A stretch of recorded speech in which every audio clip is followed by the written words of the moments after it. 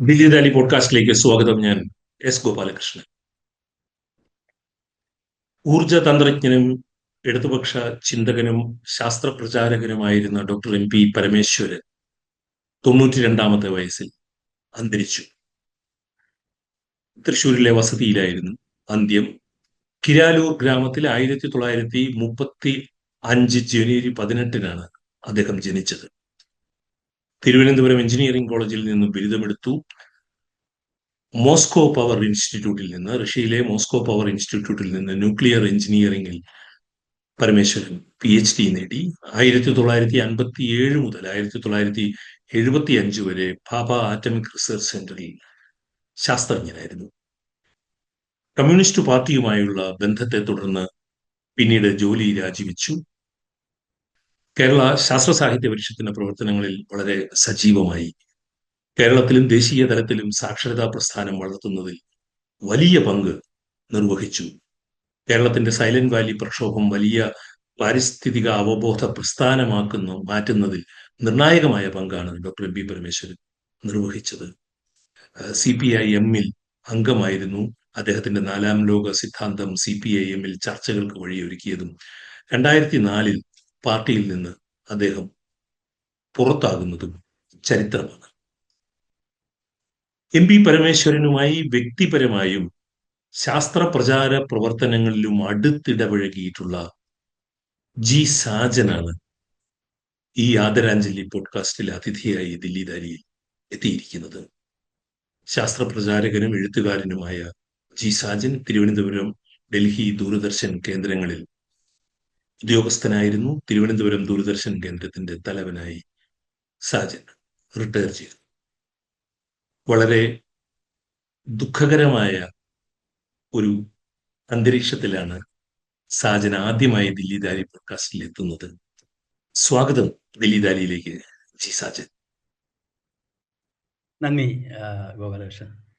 പ്രധാനമായും 5-6 ഭാഗങ്ങളായിട്ടാണ് ഈ സംഭാഷണം ഞാൻ ചിട്ടപ്പെടുത്തിയിരിക്കുന്നത്. ഡോക്ടർ MP പരമേശ്വരനെ കുറിച്ച് സംസാരിക്കുമ്പോൾ ഒരു ചിട്ടയൊക്കെ നല്ലതാണല്ലോ എന്ന് ഞാൻ കരുതി. ഇന്ത്യയിലെ പ്രമുഖ ആണവ ശാസ്ത്രജ്ഞനായി വളരാനുള്ള എല്ലാ അവസരങ്ങളും ഉണ്ടായിരുന്നിട്ട് സാമൂഹ്യ പ്രവർത്തനത്തിനായി ഇറങ്ങിത്തിരിച്ച MP പരമേശ്വരനെ സംബന്ധിച്ചിടത്തോളം ശാസ്ത്രത്തെക്കാൾ മുഖ്യം സമൂഹമായിരുന്നു എന്നുള്ളതാണ് സാജനോടുള്ള എൻ്റെ ആദ്യത്തെ ചോദ്യം. ആ ചോദ്യം ആ രീതിയിൽ MP-ക്ക് ഇഷ്ടപ്പെടുമോ എന്നെനിക്കറിയില്ല. MP കേരളത്തിലെ സൈദ്ധാന്തിക രംഗത്ത് വലിയ സംഭാവന നൽകിയ ഒരാളാണെന്നൊന്നും എനിക്ക് തോന്നിയിട്ടില്ല. പക്ഷേ കമ്മ്യൂണിസ്റ്റ് മാർക്സിസ്റ്റ് പാർട്ടിയുമായിട്ടുള്ള ബന്ധത്തിൻ്റെ ഭാഗമായിട്ട്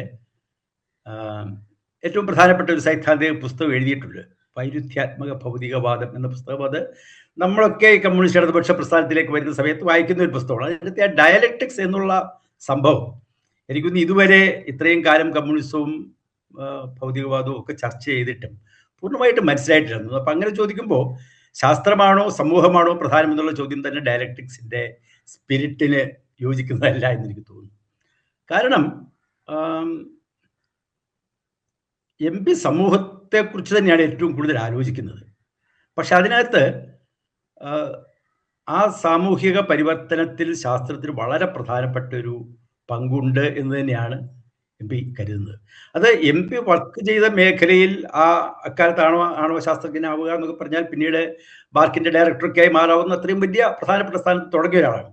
പക്ഷെ അത്രയും പ്രധാനപ്പെട്ട ഒരു ഫ്രോണ്ടിയർ ടെക്നോളജിയിൽ നിന്ന് മാറി കേരളത്തിൽ വന്ന ഏറ്റവും പ്രധാനപ്പെട്ട പരീക്ഷ നടത്തുന്നത് എൻ്റെ ഓർമ്മയിലുള്ളത് പുകയില്ലാത്ത അടുപ്പാണ്.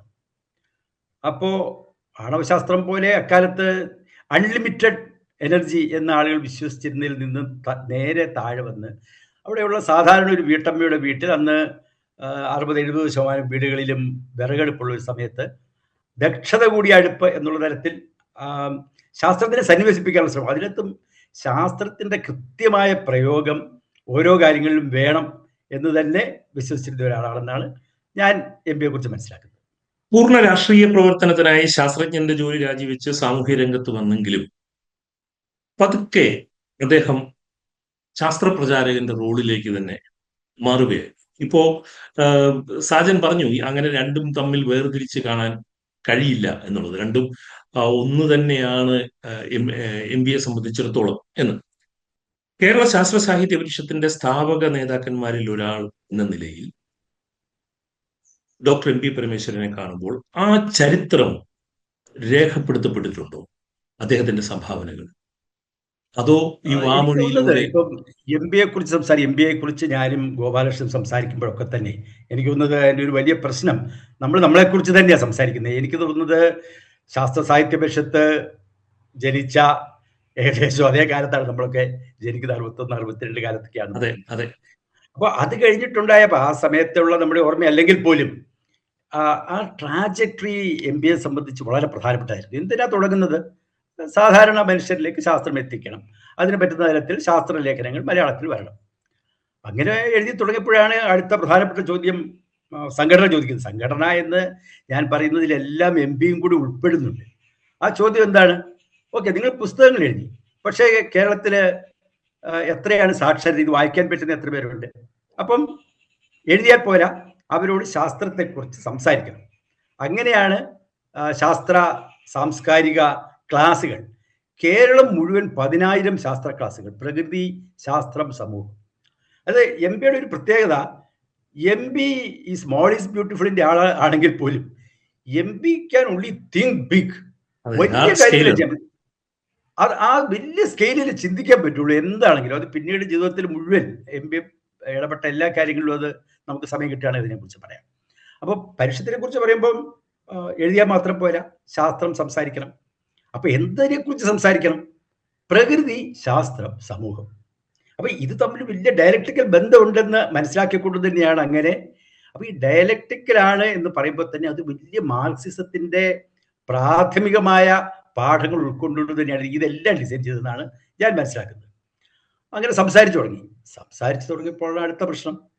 വെറുതെ സംസാരിച്ചാൽ ആളുകൾക്ക് എന്താ മനസ്സിലാവുക? അങ്ങനെയാണ് എനിക്ക് ലോകം കണ്ടിട്ടുള്ളതിൽ വെച്ച് ഏറ്റവും പ്രധാനപ്പെട്ട ശാസ്ത്ര വിനിമയ ഉപാധി എന്നുള്ള നിലയ്ക്ക് ശാസ്ത്ര കലാജാഥ തുടങ്ങുന്നത്. കലകളിൽ കൂടെ ശാസ്ത്രം. അത് എൻ്റെയൊക്കെ ജീവിതത്തിൽ ഏറ്റവും ട്രാൻസ്ഫോർമേറ്റീവ് ആയിട്ടുള്ളൊരു ഇൻഫ്ലുവൻസ്. ഞാൻ പല സമയത്ത് അതിനെപ്പറ്റി എഴുതിയിട്ടുണ്ട്. ഞാൻ അഗ്രികൾച്ചർ കോളേജിൽ പഠിക്കുന്ന സമയത്ത് നടന്നു വരുന്നു. അവിടെ ഒരു പുത്തരിക്കട്ട മൈതാനത്തിലൊരു നാടകം നടക്കുന്നു. ആ നാടകം കാണാനായിട്ട് ഞാൻ പോകുന്നു. അങ്ങനെ അതിനകത്തുണ്ടായ വിശദാംശങ്ങളിലേക്ക് ഞാൻ പോകുന്നില്ല. അതിൽ കൂടിയാണ് ഞാൻ അടുത്ത ആഴ്ച എൻ്റെ കോളേജ് ഹോസ്റ്റൽ വിട്ട് ശാസ്ത്ര സാഹിത്യ പരിഷത്തിലേക്ക് ഓഫീസിലേക്ക് താമസം മാറ്റുന്നത്.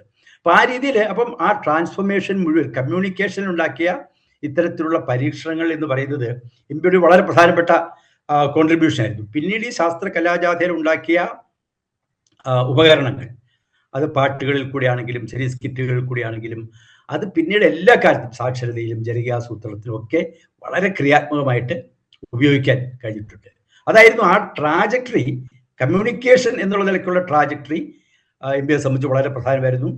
അത് കഴിഞ്ഞ് കേരളത്തിന് പുറത്തേക്ക് പോയി പരിഷത്തിന്റെ തന്നെ വലിയ വിപുലമായ ഒരു രൂപം എന്ന് കരുതാവുന്ന ഭാരത് ഗ്യാൻ വിഗ്യാൻ സമിതി തുടങ്ങുമ്പോഴും ഈ മലയാളത്തിൽ തയ്യാറാക്കിയിരുന്ന ചെറിയ ചെറിയ കലാരൂപങ്ങൾ ഹിന്ദിയിലേക്ക് ട്രാൻസ്ലേറ്റ് ചെയ്ത് അവതരിപ്പിക്കുന്നതൊക്കെ അതിനൊക്കെ എനിക്ക് കാണാനുള്ള ഭാഗ്യം ഉണ്ടായിട്ടുണ്ട്. ഭാരതീയ ഗ്യാൻ വിജ്ഞാൻ സമിതിയെ കുറിച്ച് ഇപ്പോ സാജൻ പരാമർശിച്ചല്ലോ.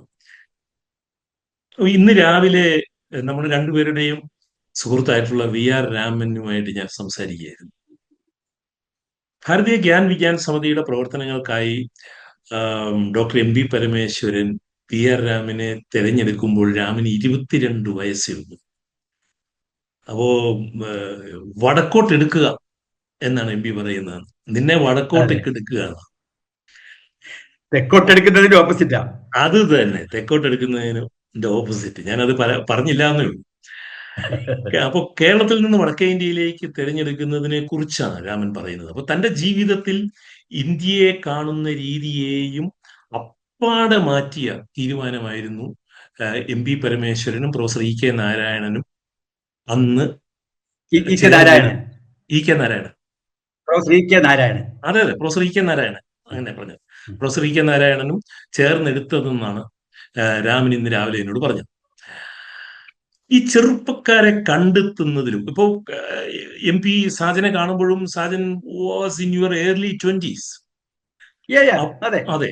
അപ്പോ ചെറുപ്പക്കാരെ കണ്ടെത്തുന്നതിലും അടങ്ങാത്ത ഊർജം അവരിൽ നിക്ഷേപിക്കുന്നതിനും MP പരമേശ്വരനുണ്ടായ കഴിവിനെ കുറിച്ച് സ്വന്തം അനുഭവത്തിൽ സാജൻ ഒന്ന് പറയാൻ കഴിയുമോ? ഞാനിങ്ങനെ ആലോചിക്കാറുണ്ട്, നമ്മളെപ്പോഴും ഈ സംഘടനകളെ കുറിച്ചൊക്കെ ആലോചിക്കുമ്പോഴേ വ്യക്തികളുടെ പ്രാധാന്യം എന്താണെന്ന് ഇങ്ങനെ ആലോചിക്കാറുണ്ട്. അപ്പോൾ ഒരു മാർക്സിസ്റ്റ് കാഴ്ചപ്പാടിൽ എപ്പോഴും പറയുന്നത് ഒരു മാർക്സ് ഉണ്ടായില്ലെങ്കിൽ മറ്റൊരു മാർക്സ് ഉണ്ടാവും, ഒരു EMS ഉണ്ടായിരുന്നില്ലെങ്കിൽ മറ്റൊരു EMS ഉണ്ടാവും, എങ്കിൽ പോലും MP അക്കാലത്ത് ഇപ്പൊ പണ്ട് പറയുമല്ലോ, fortunate to be born in the time of Voltaire എന്നൊക്കെ പറഞ്ഞ അങ്ങനെ എന്ന് പറഞ്ഞ പോലെ MP ഇല്ലായിരുന്നെങ്കിൽ ഈ ഇപ്പൊ കേരളത്തിൽ ഉണ്ടായിട്ടുള്ള ഈ സോഷ്യൽ ട്രാൻസ്ഫോർമേഷൻ ഈ രീതിയിൽ ഉണ്ടാവുമായിരുന്നു എന്ന് എനിക്ക് വലിയ സംശയം. കാരണം MBA കേരളത്തിലേക്ക് ആകർഷിച്ച EMS ആണ്, EMSന്റെ അട്രാക്ഷനാണ് വന്നത്. പക്ഷെ MBയിലേക്ക് ആകൃഷ്ടരായി വന്ന ആളുകൾ, ഇപ്പൊ എന്റെ വ്യക്തിപരമായ അനുഭവം പറഞ്ഞാൽ, ഞാൻ പറഞ്ഞല്ലോ, ഞാൻ നേരത്തെ ഒരു കലാജാഥ കണ്ട് എന്റെ അങ്ങോട്ട് മാറ്റും. ഞാൻ അവിടെ ചിലപ്പോൾ കാണുന്നത് ഒരു കുറിയ മനുഷ്യൻ ഒരു ലുങ്കിയൊക്കെ എടുത്ത് ഒരു വെള്ള ചെറിയ ബനിയനൊക്കെ ഇട്ട് അവിടെ ഇരുന്ന് വലിയ ഇത് പൊതിഞ്ഞ് കെട്ടുകയാണ്, പുസ്തകങ്ങൾ പൊതിഞ്ഞ് കെട്ടുന്നു. അവിടെ ഒരു ലോറി ഉണ്ട്, ആ ലോറിയിലേക്ക് കയറ്റുന്നു. അപ്പം നമ്മളവിടെ ചെല്ലുന്നു, നമ്മളെ പ്രത്യേകിച്ച് അവരങ്ങനെ ഗവനിക്കുന്നൊന്നുമില്ല. അപ്പോഴാണ് ഞാൻ മനസ്സിലാക്കുന്നത് ഇതാണ് ഡോക്ടർ MP പരമേശ്വരൻ. ഞാൻ കേട്ടിട്ടേ ഇല്ല. ഡോക്ടർ MP പരമേശ്വരൻ ആണ്. അദ്ദേഹം ആണവശാസ്ത്രത്തിൽ മോസ്കോയിൽ നിന്ന് ഡോക്ടറേറ്റ് ഉള്ള ഒരാളാണ്. ബാർക്കിൽ സയന്റിസ്റ്റ് ആയിരുന്നു. രാജിവെച്ച് മാർക്സിസ്റ്റ് കമ്മ്യൂണിസ്റ്റ് പാർട്ടിയുടെ ചിന്തയുടെ എഡിറ്ററായിട്ട് അതിനേക്കാൾ അട്രാക്റ്റീവ് ആ കാലത്ത് നമ്മളെപ്പോലെ വളരെ നെയ്വായിട്ടുള്ള ആളുകളെ സംബന്ധിച്ച് ഭയങ്കരമായ ഒരു അട്രാക്ഷൻ ആ വ്യക്തി. പുള്ളിയെ വന്നിട്ട് നമ്മളോട് ഒരു വർത്തമാനം പറയില്ല. പുള്ളി അല്ല, ഒരു കാര്യം ഞാൻ പറയാം. ഇന്ന് രാവിലെ ഞാൻ വായിക്കായിരുന്നു, അന്ന് രാജിവെക്കുന്ന സമയത്ത് 8,000 രൂപ പ്രതിമാസ ശമ്പളമുള്ള ജോലി രാജിവെച്ചിട്ട് ചിന്തയിൽ 800 രൂപ ശമ്പളത്തിന് ഡോക്ടർ MP പരമേശ്വരൻ വരുന്നു എന്നുള്ളത് ഞാൻ ഇന്ന് രാവിലെ വായിക്കുകയായിരുന്നു. അപ്പോൾ MBയെ കുറിച്ച് പറയുമ്പോൾ ഈ കണക്കിന്റെ വ്യത്യാസം പറയുമ്പോൾ നമ്മളൊക്കെ തന്നെ എല്ലാ മധ്യവർഗ സുഖങ്ങളോടും കൂടി ജീവിച്ച ആളുകൾ എന്നുള്ള നിലയ്ക്ക് MBയുടെ ഈ ജീവിതത്തിലേക്ക് തിരിഞ്ഞു നോക്കുമ്പോൾ MBയുടെ ഒപ്പം കാണേണ്ടത് MBയുടെ ജീവിത പങ്കാളിയായ ഭവാനി ചേച്ചിയാണ്. ഭവാനി ചേച്ചി ഭയങ്കര തമാശക്കാരിയാണ്. അപ്പൊ ഞങ്ങൾ അവിടെയൊക്കെ ചെല്ലുമ്പോൾ ഞങ്ങളൊക്കെ ചേച്ചി പറയുന്ന ഒരു വാചകമുണ്ട്, എടോ തന്റെ കമ്മ്യൂണിസം ഒക്കെ കൊള്ളാം, ഊണ് കമ്മിയാവരുതെന്ന്. ഊണ് കമ്മിയാവരുതെന്ന് പറയും. അപ്പൊ അത്രയും ദാരിദ്ര്യത്തിൽ തന്നെ വളരെ ഇതായിട്ട് ജീവിച്ച ഒരു വ്യക്തിയായിട്ടാണ് ഞാൻ ഇപ്പോഴും കാണുന്നത്. അപ്പം അവിടുന്ന് ബസ്സിൽ കയറി പട്ടത്തിറങ്ങും, അവിടുന്ന് നടന്നു പോകും, ആ രീതിയിൽ ജീവിച്ചിരുന്ന ഒരാളാണ്. അപ്പൊ അത് സ്വാഭാവികമായിട്ടും അത് വീട്ടിലുണ്ടാക്കിയിരിക്കുന്ന ഭവാനി ചേച്ചി ഒരു കൊച്ചു പെൺകുട്ടി എന്നുള്ളതിലേക്ക് വിവാഹം കഴിച്ചത് ഒരു ആണവശാസ്ത്രജ്ഞനാണ്. വലിയ സ്വപ്നങ്ങൾ കണ്ടിട്ട് ആ പെൺകുട്ടി വരുന്നത്. അപ്പോഴാണ് ഈ മാറ്റം വരുന്നത്. MBയുടെ ഒരു ഗുണം MBയുടെ സത്യസന്ധതയാണ്. MP പിൽക്കാലത്ത് ഈ ഒരു 10 വർഷത്തിനുള്ളിൽ കാലഹരണപ്പെടാത്ത സ്വപ്നങ്ങൾ എന്ന് പറഞ്ഞ് സ്വന്തം ആത്മഹത്യ ചെയ്തിട്ടുണ്ട്. അതിലെത്തിയ കാലഘട്ടത്തെക്കുറിച്ച് പറയുകയും അതെങ്ങനെയാണ് ഭവാനി ചേച്ചിയെ വേദനിപ്പിച്ചതെന്ന് പറയുകയും അതിലുള്ള ദുഃഖം രേഖപ്പെടുത്തുകയും ചെയ്യുന്നുണ്ട്. എങ്കിലും അതും ആ കാലഘട്ടത്തിന്റെ ഒരു പ്രത്യേകതയായിട്ട് നമ്മൾ മനസ്സിലാക്കണം എന്ന് എനിക്ക് തോന്നുന്നു. ഈ അബ്സ്ട്രാക്റ്റ് ആയിട്ടുള്ള ചെറിയ ചെറിയ ആശയങ്ങളെ doctor MP Parameswaran large scale വളർത്തുന്നത് അത്ഭുതത്തോടെ നമ്മൾ എല്ലാവരും കണ്ടു നിന്നിട്ടുള്ളതാണ്. ഈ കുറിയ മനുഷ്യനിൽ ഇങ്ങനെ വലിയ ക്യാൻവാസ് വർക്ക് ചെയ്തിരുന്നത് കേരളത്തിന്റെ സാമൂഹ്യ രാഷ്ട്രീയ ചരിത്രവും MP പരമേശ്വരന്റെ ലോക അവബോധവും കൂടി ബ്ലെൻഡ് ചെയ്തതിന്റെ ഫലമായിട്ടാണ്. അത് എനിക്ക് വലിയ അത്ഭുതം തോന്നിയിട്ടുണ്ട്. അതെങ്ങനെയാണ് അങ്ങനെ ഒരു ചിന്തയിലേക്ക്, അതെനിക്ക് MPക്ക് മാത്രം കഴിയുന്നൊരു, ഇപ്പൊ ഞാൻ നേരത്തെ പറഞ്ഞ ശാസ്ത്ര കലാജാഥ 37 ദിവസമാണ്. അത് ആരംഭിക്കുന്നത് ഒക്ടോബർ 2-നും അവസാനിക്കുന്നത് നവംബർ 7-നും. ഇതിനകത്ത് ആ ഘടനയിലൊക്കെ വലിയ പ്രാധാന്യമുണ്ട്. അപ്പം 37 ദിവസമാണ്. 1984 ഭോപ്പാൽ ദുരന്തമുണ്ടാവുന്നു. അത് ദുരന്തമല്ല, കൂട്ടക്കൊലയാണ് എന്ന് ശാസ്ത്ര സാഹിത്യ പരിഷത്ത് അങ്ങനെ വംശഹത്യയാണ് ഇത് വരുന്നുണ്ട്. അപ്പം 2 വർഷം കഴിഞ്ഞിട്ട് ഭോപ്പാലിലെ ഭാരത് ഗ്യാൻ വിജ്ഞാന സമിതിയെ പറ്റി ഒരു പ്രശസ്തമായ മീറ്റിങ്ങിൽ ഇവിടെ നിന്നുള്ള ശാസ്ത്ര പ്രചാരം അങ്ങോട്ട് പോകണം. MP തീരുമാനിക്കുന്നു അങ്ങനെ കുറച്ച് 10-15 പേര് പോയാൽ പോരാ, ഒരു ട്രെയിൻ നിറച്ച ആൾക്കാർ പോകണം. അങ്ങനെ ഞാൻ ആ ട്രെയിനിൽ പോയ ഒരാളാണ്. അന്ന് ഗോപാലകൃഷ്ണത്തുണ്ടായിരുന്നു, എനിക്ക് ഓർമ്മയില്ല. ഒരു ട്രെയിൻ നിറച്ച ആളുകൾ, ശാസ്ത്ര ട്രെയിൻ എന്ന് പറഞ്ഞ് ഇവിടുന്ന് യാത്ര ആരംഭിക്കുന്നു. അപ്പം നമുക്ക് വിശ്വസിക്കാൻ പറ്റുന്നില്ല ഇങ്ങനെ ഒരു സംഭവം നടക്കുന്നു. ഇ കെ നായനാരും കെ എൻ രാജു ഒക്കെ വന്നാണ് അത് ഫ്ലാഗ് ഓഫ് ചെയ്തതാണ് എൻ്റെ ഓർമ്മ. അപ്പം അങ്ങോട്ട് പോകുന്നു. ഈ പോകുന്ന വഴിക്കെല്ലാം ഈ ട്രെയിനിൽ ശാസ്ത്ര ക്ലാസ്സുകൾ നടക്കുന്നുണ്ട്. അതിന് രസകരമായ ഒരു കാര്യം എം പിയുടെ സ്വഭാവത്തിൽ മനസ്സിലാക്കണമെങ്കിൽ, അപ്പം എല്ലാവർക്കും നാരങ്ങ വെള്ളം കൊടുക്കുമല്ലോ, നാരങ്ങ വെള്ളം പിഴിഞ്ഞ്. അപ്പോൾ കുറേ നാരങ്ങ ബാക്കി വന്നു. അപ്പം ഞങ്ങളുടെ ഒരു CKG എന്ന് പറഞ്ഞ വേറൊരു പരിഷത്ത് പ്രവർത്തനം, അദ്ദേഹം ചോദിച്ചു, എം പി എന്ത് ചെയ്യും, ഇത്രയും ഇത് വേസ്റ്റ് ആയല്ലോ. നമുക്കൊരു കാര്യം ചെയ്യാം, നമുക്കത് പിക്കിളാക്കി മാറ്റാം, അച്ചാറാക്കി മാറ്റാം. അങ്ങനെ യാത്ര കഴിഞ്ഞ് തിരിച്ചു വന്നപ്പോഴത്തേക്ക് ഒരു 10-100 കുപ്പി ലെമൺ അച്ചാറുമായിട്ടാണ് തിരിച്ചു വരുന്നത്. അപ്പം എല്ലാത്തിലും ഈ ഒരു തിങ്കിങ് ബിഗ് എന്ന് പറയുന്നത് ഉണ്ട്. ഇതിനകത്ത് ഏറ്റവും പ്രധാനപ്പെട്ട തിങ്കിങ് ബിഗ്, ആർക്കും വിശ്വസിക്കാൻ പറ്റാതിരുന്നതാണ് കേരളത്തിന് 1 വർഷം കൊണ്ട് സാക്ഷരമാക്കാന്നുള്ളത്. അതിനെക്കുറിച്ച് CP വിജയൻ എഴുതിയത് ഞാൻ ഈ അടുത്ത് വീണ്ടും കാണുകയായിരുന്നു. ശാസ്ത്ര സാഹിത്യ പരിഷത്തിന്റെ സംസ്ഥാന സമിതിയിലെ MP ഈ ആശയം അവതരിപ്പിക്കുന്നു, എല്ലാവരും എതിർക്കുന്നു. 40 പേര് എതിർക്കുന്നു. ഇത് നടക്കുന്ന കാര്യമില്ല, MP ചുമ്മാ ഇത്ര ബട്ട് പറയുന്നതെന്ന് പറയുന്നു. MP അത് പെർസീവ് ചെയ്ത് അവസാനം ഒരാൾ CP നാരായണനോട് കൺവിൻസ് ചെയ്യിച്ചു. അവസാനം നമുക്ക് ലോക ചരിത്രത്തിൽ ഇങ്ങനെ ഒരു സംഭവം ഉണ്ടാക്കാനുള്ള 1 വർഷം കൊണ്ട് 16 ലക്ഷം നിരക്ഷരരായ ആളുകളെ 2.5 ലക്ഷം എന്താ പറയുക സാക്ഷരതാ ഇൻസ്ട്രക്ടേഴ്സ് ചേർന്ന് അത് വെറുതെ ഒരു അക്ഷരം പഠിപ്പിക്കലല്ല, അതിൽ കൂടെ ഒരു സമൂഹത്തിന് കിട്ടുന്ന ഒരു എനർജി ഉണ്ട്. എനിക്ക് തോന്നുന്നത് ഇപ്പൊ ബിന്ദു ഞാൻ വിവാഹം കഴിക്കുന്നതിന് മുൻപ് ഒരു ഇൻസ്ട്രക്ടർ ആയിരുന്നു. അപ്പൊ ഞാൻ പറഞ്ഞത് അക്കാലത്ത് കേരളത്തിലുണ്ടായിരുന്നവരെ മുഴുവൻ വലിയൊരു ഊർജം, അപ്പൊ അതുകൊണ്ടുണ്ടാക്കിയ മറ്റ് ഈ എന്താണെന്ന് നമുക്കറിയില്ല. പക്ഷേ ഈ രീതിയിൽ ചിന്തിക്കാനുള്ള ഒരു കഴിവ് ഭാരത് ഗ്യാൻ വിജ്ഞാൻ സമിതി ഇന്ത്യയിലുള്ള എല്ലാ ഗ്രാമങ്ങളിലും അക്ഷരം പഠിപ്പിക്കാനുള്ള ഒരു പ്രോസസ് എന്നാണ് ആൾക്കാർ ധരിക്കുന്നത്. എന്നാൽ അതിൽ കൂടെ MP പഠിപ്പിക്കുന്നതെന്നറിയോ, ആ അക്ഷര സാക്ഷരത മാത്രമല്ല, ഏത് വാക്കാണ് നിങ്ങൾ ആദ്യം പഠിക്കുന്നത് എന്നുള്ളത് വളരെ പ്രധാനമാണ്. അങ്ങനെയാണ് അക്ഷര സാക്ഷരതയിൽ നിന്ന് ഭൂസാക്ഷരത. അപ്പൊ എന്താണ് സാധാരണ ആളുകൾ ആലോചിക്കും, എന്താണ് ഭൂമി, ആരുടെ കയ്യിലാണ് ഭൂമി, ആരുടെ കയ്യിലാണ് ഏറ്റവും കൂടുതൽ ഭൂമി, ആർക്കാണ് ഭൂമി ഇല്ലാത്തത്. ഇപ്പം വളരെ നിസ്സാരം എന്ന് നമുക്ക് തോന്നുന്ന ഒരു സാക്ഷരത എന്ന് പറയുന്ന ഒരു ചിന്തയിൽ നിന്ന് വലിയ രാഷ്ട്രീയമാണ് പറയുന്നത്. അത് മനസ്സിലാക്കാനുള്ള ത്രാണി നിർഭാഗ്യവശാൽ നമ്മുടെ വലിയ ഇടതുപക്ഷ ചിന്തകർക്ക് പോലും ഉണ്ടാകാതെ പോയി. അതൊരു വലിയ ഒരു തുറസ്സായി കിട്ടിയതിനെ ഇടതുപക്ഷ പ്രസ്ഥാനത്തിന് ഒരു ആക്സസ് കിട്ടുക. സാധാരണ ബീഹാറിലും UP-യിലും ഒക്കെ ഉള്ള സാധാരണ ഗ്രാമങ്ങളിൽ അക്ഷരം പഠിപ്പിക്കാനായിട്ടുള്ള വലിയ ആക്സസ് കിട്ടുക. അപ്പം അങ്ങനെ ചിന്തിക്കുകയാണ് MP. പക്ഷെ MP-യുടെ ചിന്തയോടൊപ്പം എത്താൻ ഇന്ത്യയിലെ ഇടതുപക്ഷ പ്രസ്ഥാനത്തിനൊന്നും ആ രീതിയിൽ പറ്റിയിട്ടില്ല. ഈ ഒരു മുഖ്യധാര ഇടതുപക്ഷ വിമർശനം ആണിപ്പോൾ സാജൻ പറഞ്ഞത്, MP-യെ മനസ്സിലാക്കുന്നതിൽ എന്നുള്ളത്. ആ വിഷയത്തിലേക്ക് എനിക്ക് വരണമെന്നില്ലായിരുന്നു ഇന്നത്തെ ഈ ആദരാഞ്ജലി പോഡ്കാസ്റ്റിൽ. പക്ഷെ സാജൻ അത് സൂചിപ്പിച്ചതുകൊണ്ട് ഞാൻ പറയുകയാണ്. EMSന്റെ പ്രേരണയാലാണ് ആണവ ശാസ്ത്രജ്ഞനായിട്ടുള്ള MP പരമേശ്വരൻ ആ ജോലി രാജിവെച്ചിട്ട് ഇടതുപക്ഷ പ്രസ്ഥാനത്തിലേക്കും അതുവഴി വലിയ ഇന്ത്യ കണ്ടിട്ടുള്ള ഏറ്റവും വലിയ ശാസ്ത്ര പ്രചാരകന്മാരിൽ ഒരാളായി മാറുകയും എല്ലാം ചെയ്യുന്നത്. ഈ 4-ാം ലോകവുമായി ബന്ധപ്പെട്ടിട്ടുള്ള വിവാദങ്ങൾ, ഇപ്പോൾ MP-യുടെ മരണത്തിനെ തുടർന്നുള്ള വാർത്തകളിലെല്ലാം മുഖ്യധാര മാധ്യമങ്ങളെല്ലാം ചർച്ച ചെയ്യുന്നത് 4-ാം ലോകവും ഒക്കെയാണ് കൂടുതലായിട്ട് ചർച്ച ചെയ്യുന്നത്. ഞാൻ പറയുന്നത്, ഈ ഒക്ടോബർ 2-ാം തീയതിയാണ് ശാസ്ത്രകലാജാഥ തുടങ്ങിയത് എന്ന് പറഞ്ഞതിൽ നിന്നാണ്. നവംബർ 7 അവസാനിക്കുകയും ചെയ്യും. നവംബർ 7 അവസാനിക്കുകയും ചെയ്യും. അതെ, ആ മിക്സ്. അപ്പോ ഞാൻ പറയുന്നത്, ഈ ഗാന്ധിയെ മനസ്സിലാക്കുകയും ഗാന്ധിയുടെ പ്രാധാന്യം മനസ്സിലാക്കിയിട്ടുള്ള കമ്മ്യൂണിസ്റ്റുകാരായിരുന്നു ഇന്ത്യയിലെ പ്രമുഖ കമ്മ്യൂണിസ്റ്റ് നേതാക്കന്മാർ എല്ലാം തന്നെ. അപ്പൊ ഈ MP പരമേശ്വരനിൽ എത്രമാത്രം ഗാന്ധി ഉണ്ടായിരുന്നു എന്നാണ് സാജൻ വിലയിരുത്തുന്നത്?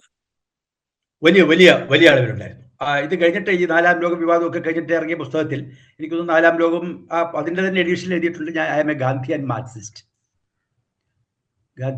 അല്ലെങ്കിൽ ഇക്കോളജിക്കൽ സോഷ്യലിസ്റ്റ്. അതായത് സസ്റ്റൈനബിലിറ്റി ക്വസ്റ്റ്യൻ എന്ന് പറയുന്നത് MP-യെ സംബന്ധിച്ച് വളരെ വളരെ പ്രധാനപ്പെട്ട ഒന്നായിരുന്നു. എനിക്ക് തോന്നുന്നത് മാർക്സിന്റെ പോലും ഒരു റീഇൻവെൻഷൻ അക്കാലത്താണല്ലോ നടക്കുന്നത്. ബെല്ലാമി ഫോസ്റ്റർ വഴിയായിട്ടാണെങ്കിലും അല്ലെങ്കിൽ ജാപ്പനീസ് ഒരു മാർക്സിസ്റ്റ്. അദ്ദേഹം അത്തരത്തിലുള്ള ഒരു തോട്ട് പ്രോസസ്സിലേക്ക് ലോകം കടക്കുന്നതും അപ്പോഴാണ്. അത് അത് കുറച്ചൊരു സങ്കീർണമായ ഒരു ഡിബേറ്റ് ആണെന്നാണ് എൻ്റെ ഒരു തോന്നല്. അതിന് മുൻപ് വളരെ പ്രധാനപ്പെട്ട ഒരു സംഭവം 91-ലെ സോവിയറ്റ് ആ ഒരു പതനം.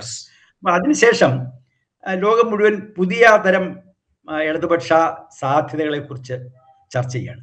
മാർക്സിസം മൊത്തം പരാജയപ്പെട്ടു, അല്ലെങ്കിൽ കമ്മ്യൂണിസം മൊത്തം പരാജയപ്പെട്ടു എന്ന് കരുതുന്ന കാലത്താണ് MP മാർക്സിസത്തിനെ ഒട്ടും വിട്ടുകളയാതെ എന്ന് MP ധരിക്കുന്ന രീതിയിൽ പുതിയ ധാരകൾ, അതിനകത്ത് പരിസ്ഥിതിയുടെ ധാരകൾ വരും, സസ്റ്റൈനബിലിറ്റിയുടേത് വരും, പുതിയ തരം ഓൾട്ടർനേറ്റ് ടെക്നോളജികളുടേത് വരും.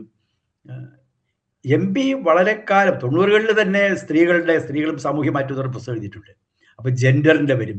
ജെൻഡറിനെ കുറിച്ചൊക്കെ വളരെ നമ്മളൊന്നും ഇപ്പൊ പറയാൻ ധൈര്യപ്പെടാത്ത തരത്തിലുള്ള വിപ്ലവകരമായ ആശയങ്ങൾ MP കുടുംബത്തെക്കുറിച്ച് പറഞ്ഞിട്ടുണ്ട്. അതിനെയൊക്കെ ബേസ് ചെയ്ത് വലിയ അറ്റാക്ക് MPക്കെതിരായിട്ട് ഒരു കാലത്ത് വരികയും ചെയ്തിട്ടുണ്ട്.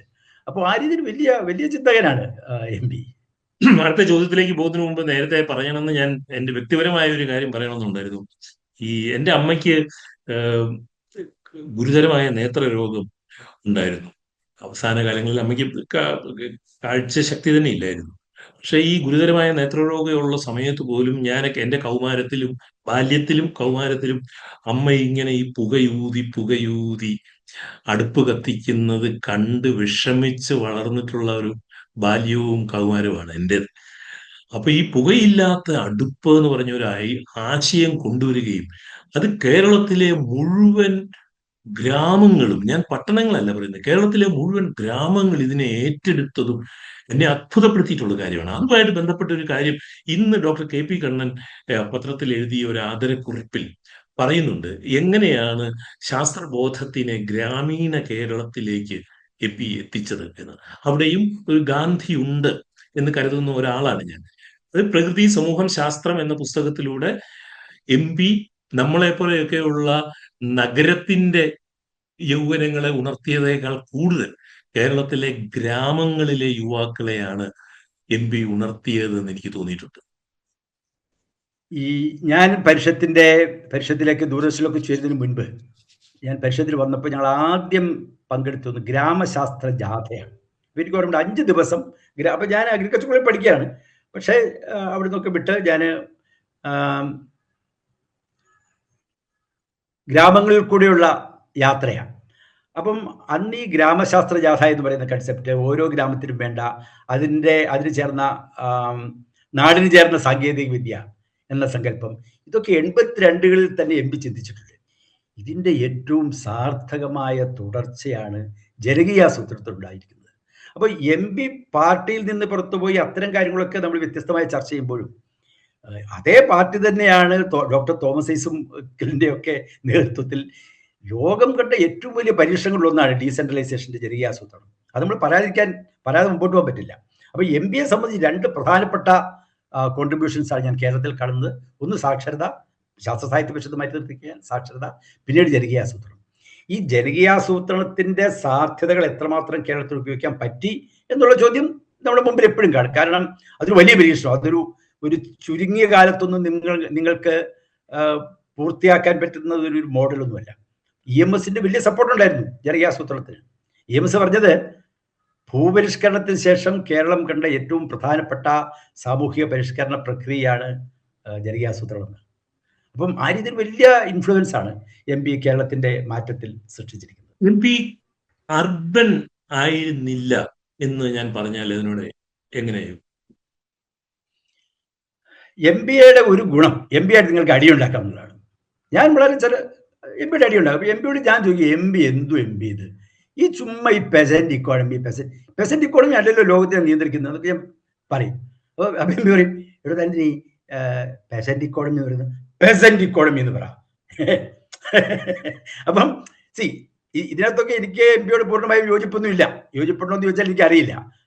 കാരണം കേരളത്തിലെ MP വർത്തമാനം പറഞ്ഞു തുടങ്ങിയ കാലത്ത് 40% പ്രൈമറി സെക്ടറിന്റെ കോൺട്രിബ്യൂഷൻ 8% കുറഞ്ഞു.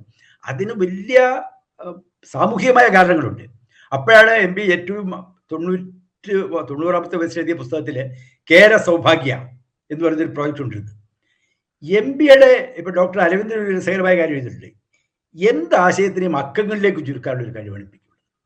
അപ്പൊ MBA ഈ പുസ്തകത്തിൽ ഒരു പഞ്ചായത്തിൽ 10,000 ഇത്രയോ തെങ്ങുകളുണ്ട്. ആ ഒരു തെങ്ങിൽ 40 തേങ്ങ വെച്ചിട്ടുണ്ട്. അവർ 1,40,000 ഉണ്ട്. ആ ഒരു തെങ്ങയുടെ വില 40,000. ഇത്തരത്തിൽ കൃത്യമായ കണക്കുണ്ടാക്കിയിട്ട് പറയും, ഓക്കെ, ഇങ്ങനെയൊക്കെ കാര്യങ്ങൾ ചെയ്യുകയാണെങ്കിൽ ഒരു പഞ്ചായത്തിൽ ഒരു വർഷം, ഞാൻ പറയുന്ന കണക്കുകൾ തെറ്റാണ്, ബട്ട് 1,500 ലക്ഷം രൂപ കൂടുതൽ ആദായം ഉണ്ടാക്കാം. ഇങ്ങനെ കണക്കുകളിലേക്ക് കൊണ്ടുവരും. ഈ കണക്കുകൾ നിങ്ങൾ അഡ്രസ് ചെയ്തിരിക്കാൻ പറ്റില്ല. അതിന്റെ മറ്റു കാരണങ്ങൾ എന്തൊക്കെയാണെങ്കിലും അപ്പൊ കൃത്യമായ കണക്കുകളിൽ കൂടെ. അപ്പം നേരത്തെ തിങ്കിങ് ബിഗ് എന്നുള്ളതിൻ്റെ ഒരു തുടക്കം ഇരിക്കുന്നത്, ഹീസ് ഓൾസോ ഈ ഫിസിസിസ്റ്റ് ആൻഡ് മാത്തമെറ്റീഷ്യൻ. സോ ആ ഒരു ട്രെയിനിങ് ഉണ്ടല്ലോ, അതിനകത്ത് എനിക്കൊന്നത് ഈ ആണവമൊക്കെ വിട്ടുപോയെങ്കിലും ആണവത്തിലൊക്കെയുള്ള ഈ തിങ്കിങ് ബിഗ് ഉണ്ടല്ലോ, അതിൻ്റെ ഒരു തുടർച്ചയായിട്ടായിരിക്കണം എല്ലാം അക്കങ്ങളിലേക്ക് കൊണ്ടുവരാനും ആ അക്കങ്ങളിൽ കൂടെ ഒരു വലിയ പ്രക്രിയ രൂപപ്പെടുത്താനും. അതിന്റെ സിദ്ധാന്തവൽക്കരണമൊക്കെ കുറച്ച് വേറെ തരത്തിൽ നമുക്കത് കൺഫ്യൂസ്ഡ് ആയിരിക്കും. ബട്ട് അത് പ്രായോഗികമാക്കുന്നതിനുള്ള കഴിവ് അപാരമായ കഴിവായിരുന്നു.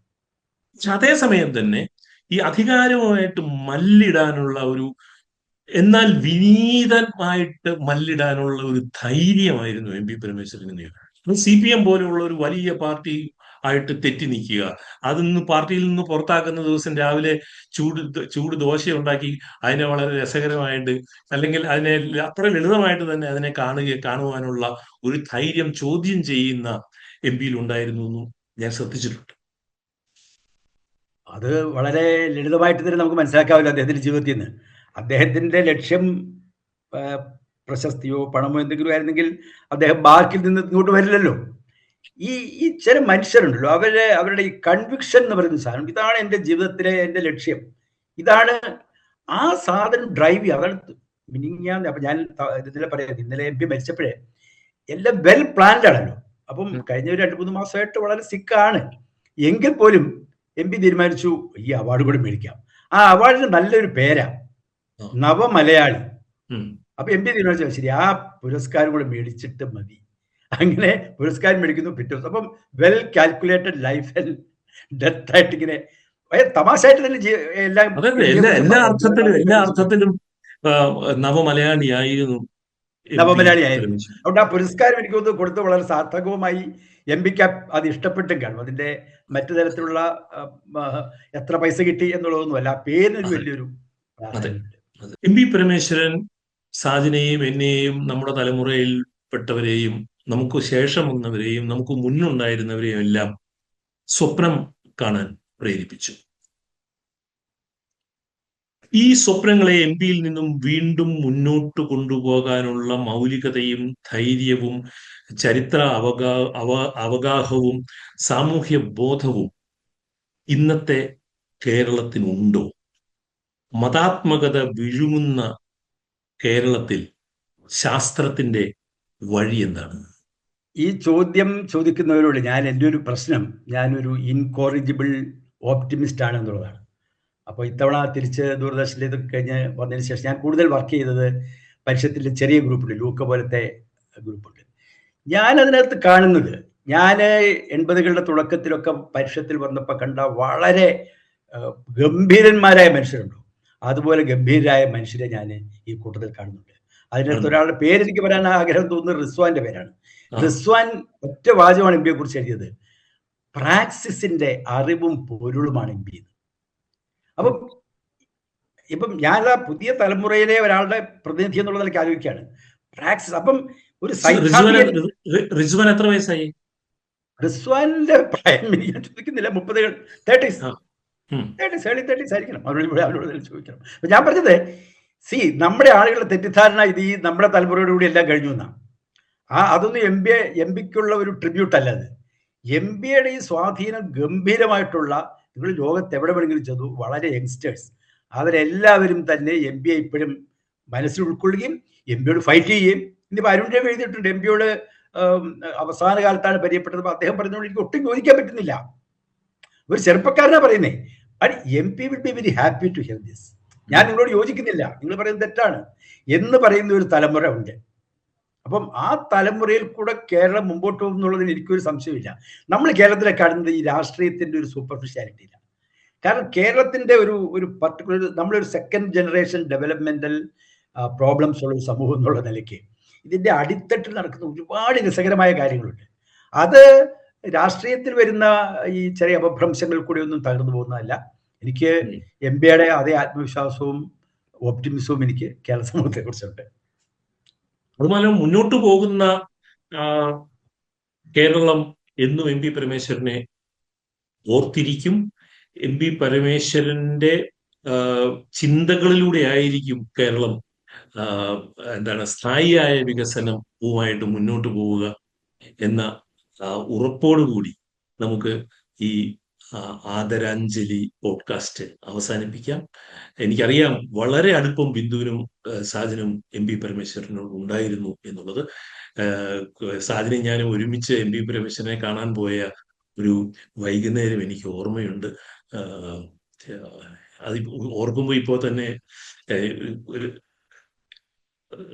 വൈകാരികമായ ഓർമ്മകളാണ് അതൊക്കെ. അദ്ദേഹത്തിന്റെ എനർജിയും ജീവിക്കുവാൻ ജീവിതോത്സവമായിട്ടുള്ള ആ സ്വപ്നങ്ങളുമെല്ലാം നമ്മെ എന്നും മുന്നോട്ട് നയിക്കും എന്നുള്ള വിശ്വാസത്തിൽ നമുക്ക് ഈ പോഡ്കാസ്റ്റ് ഇവിടെ അവസാനിപ്പിക്കാം.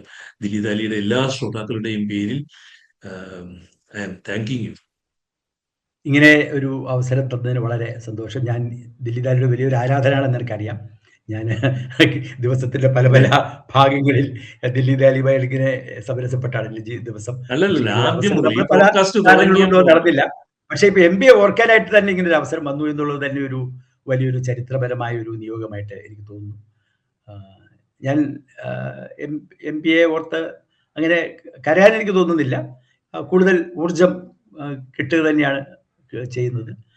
അപ്പം ഇനിയും എന്താണ് എം പി പറയാൻ സാധ്യതയുള്ളതെന്ന് ആലോചിച്ച് തന്നെ മുമ്പോട്ട് പോകാം. നേരത്തെ ഗോപാലകൃഷ്ണൻ പറയുന്നത് ഒന്ന് ആഡ് ചെയ്യാനുള്ളത്, കേരളം മാത്രമല്ല, ഇപ്പം ഈ മാറി വരുന്ന ലോകത്തിന്റെ ഈ ട്രംപ് പോലെയൊക്കെയുള്ള ലോക രാഷ്ട്രീയത്തിൽ നമ്മളൊന്നും പ്രതീക്ഷിക്കാത്ത തരത്തിൽ മാറ്റങ്ങൾ ഉണ്ടാകുമ്പോൾ എം പി പറയാൻ ഉദ്ദേശിച്ച കാര്യങ്ങൾ അതിനോട് പൂർണ്ണമായും യോജിച്ചാലും ഇല്ലെങ്കിലും അതിലേക്ക് തിരിച്ചു വരേണ്ടി വരും എന്നുള്ളത് എനിക്ക് വളരെ ഉറപ്പാണ്. Thank you sir. വളരെ